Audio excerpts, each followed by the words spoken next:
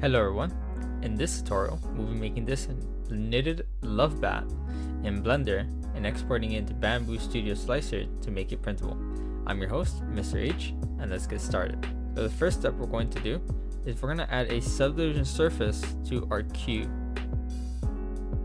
So we're adding a subdivision surface just so it's rounder, and then we're going to duplicate this on the y-axis, this green line, and we're going to add a mirror modifier to that object. We're going to make sure it's only on the y-axis, not the x-axis, and then we're going to mirror this base, and we're going to have it on both sides. Now we can scale this down, use this move tool to bring it there, and now we can also go into edit mode by pressing tab on our selected object, and now we can select this face and we can extrude.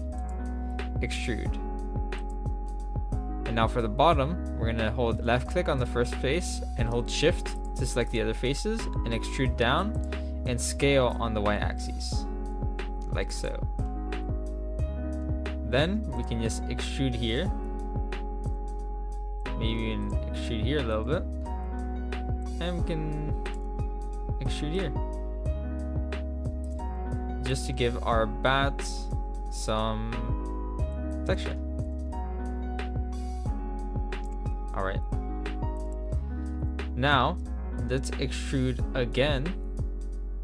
Select our object, and we're going to go into edit mode by pressing tab, and we're going to select our loop tool, and we're going to add a number of cuts of 2 here at the top and a number of cuts of 1 here in the bottom. Now we can add another cut down the middle, and we can use our move tool to move this down like so, and we're going to hold alt and left click this to scale on the y-axis.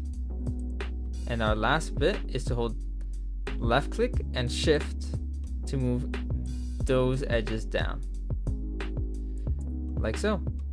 Now we can just scale it on the x-axis in object mode, and we have our heart shape. So we're going to bring this out, and this is going to be the eyes. So let's start moving this into place, and let's also add a mirror modifier, like so. I'm also going to add a shade smooth, just so it's a little nicer to look at. Okay. Our next step is let's add its ears. So for its ears, we're going to duplicate the head, and we're going to add a mirror modifier. Remember y-axis, and we're going to mirror this base object, and now we can move it apart. Now we're going to go into edit mode by pressing tab, loop cut down the middle right here, and we're going to move this loop cut up. Sorry, not the whole loop cut, just the top portion. Then we're going to go here to face select those 2 faces, press I, and move this inwards. Now we can just scale this on the x-axis and scale it on the y-axis. And now we can rotate them in object mode, scale it down, and put it into place.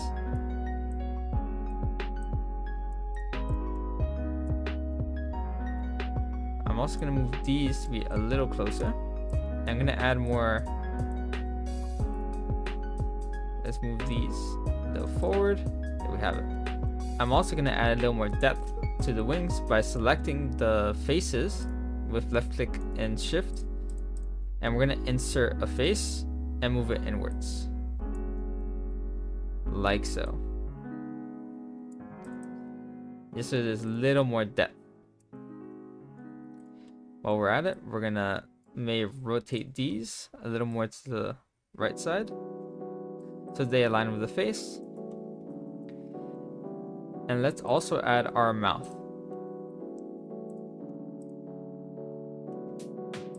So for our mouth, we're just going to make it pretty simple, nothing too much, similar to what we've been doing. I'm going to stick it there, go into edit mode, and we're going to extrude here. Extrude, extrude. I'm just trying to make like cubes. Then I'm gonna extrude this bottom part. I'm gonna scale on the x-axis. Then what we can do is selecting that part, we can also make these a little more triangular. Now we can also add a subdivision surface, and we can put that into place. Our next step is adding our knitted pattern. So to add our knitted pattern, you're just going to select the object and you're going to add a displace modifier. From there, you're going to click on new. You're going to left click here and name this to knitted.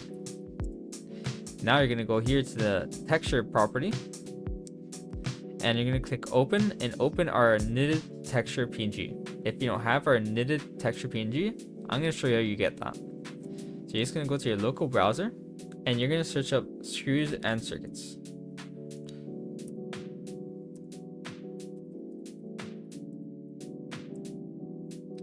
You're going to select our website, click on the drop down, go to tutorials, and left click this texture. From there, we can go back to Blender, press open, go to your downloads, and left click your texture. If you can't find your texture, you can just search up woven in the search bar. Now it's going to be a little messed up, but we can fix that. So step 1, make sure you have enough faces. So we're going to make the subdivision surface 5. Then we're going to change the coordinates to UV and the strength to 0.1. And let's change this to 6 instead. And it's also shade smooth, so it looks a little smoother. Now for the wings, we're going to do a similar process. So we're going to change the surface to 6 and add our displace. Use this drop down to select our knitted pattern. So local to UV, strength to 0.1, and there we have it. So there might be a little stretching. To fix the stretching, you can just go into edit mode, UV, Smart UV project, and change the island margin to 0.2 and unwrap. Now let's go for the ears. So 6, add modifier displace, drop down right here, knitted, coordinates to UV, and strength to 0.1. And then we're just gonna make this a bit wider. Now some additional steps is we can shade smooth these just so they look a little nice to look at in Blender. Don't worry, this won't actually affect the model when printing. And an additional step we can do is we can make this a keychain. So to make this a keychain, step 1, we need to apply our subdivisions to the ears. And then I'm gonna add a cylinder. I'm going to rotate the cylinder 90 degrees by pressing R, Y, and 90 degrees. Sorry, by just typing 90. Then we're just going to move this into place. And I'm going to put the keychain in his ear. I'm going to make sure it's nice and tall, like so. Alright, and now we're going to add a Boolean modifier. We're going to search for Boolean difference and we're going to select our object. If you find out that's missing, you can just change it to fast. And then we can apply. Now we can just delete this. Alright, now that we've made that shape and we shade smooth everything, we can get to coloring. If you just plan to 3D print this, you can skip ahead. And if you'd like to stay and see how we color an object in Blender, you're more than welcome to stay. So our first step is we need to go to viewport shading. Then we can click our object, go to this materials tab, and we can choose a color. So I'm going to make this a pink, like so. And for the eyes, I'm going to add a new material. So I'm going to click minus, new, and we're going to make this a red. For the teeth, I'm going to make this a black, just to keep it simple. And I'm also going to go into edit mode, select this face holding Alt and left clicking the edge to select the edges. I'm gonna click plus, new, and I'm just gonna make this white. You also gotta select this bottom face right there, so you can make this white. So we can also change this color to something else if that doesn't work for you. To make this 3D printable, we need to export this file as an STL.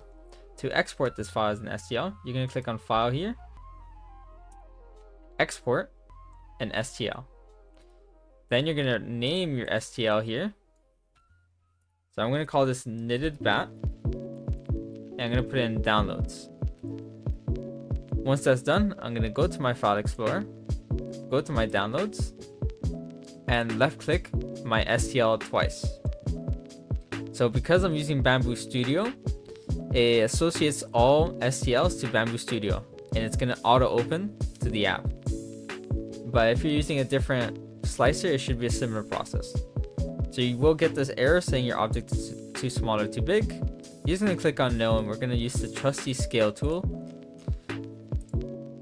to make this the size we want. Then we're just gonna enable supports, make sure they're tree, and slice plates.